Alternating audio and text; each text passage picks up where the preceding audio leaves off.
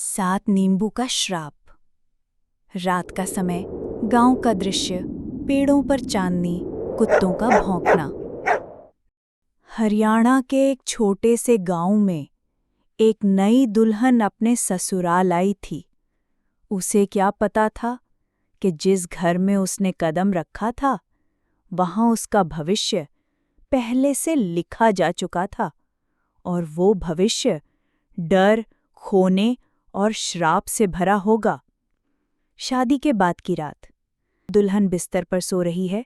दरवाज़ा धीरे से खुलता है। अंदर उसकी जेठानी आती है। वो रात जब सब गहरी नींद में थे, उसकी जेठानी चुपके से उसके कमरे में आई। जेठानी के हाथ में पीला कपड़ा और नींबू दिखाई देते हैं। पहले वो आंगन के पुराने पीपल के पेड़ के पास गई।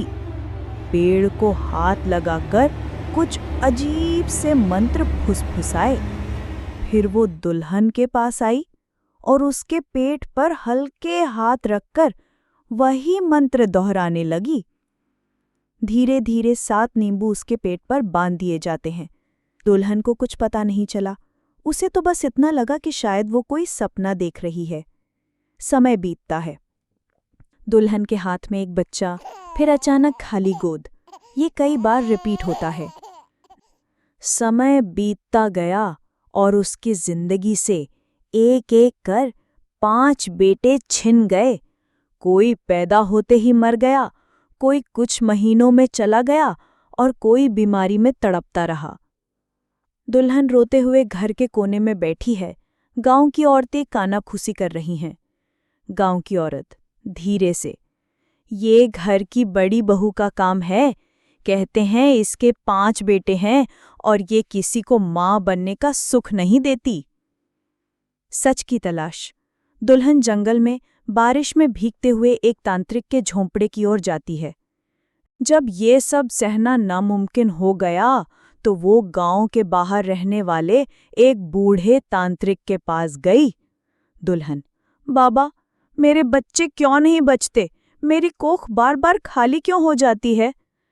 तांत्रिक आंखें बंद करके मंत्र पढ़ते हुए, बेटी, तेरे पेट पर पहले 7 नींबू बांधे गए थे।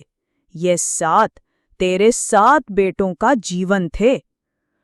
तांत्रिक हाथ में एक थाली लाता है जिसमें सिर्फ 2 सड़े गले नींबू पड़े हैं।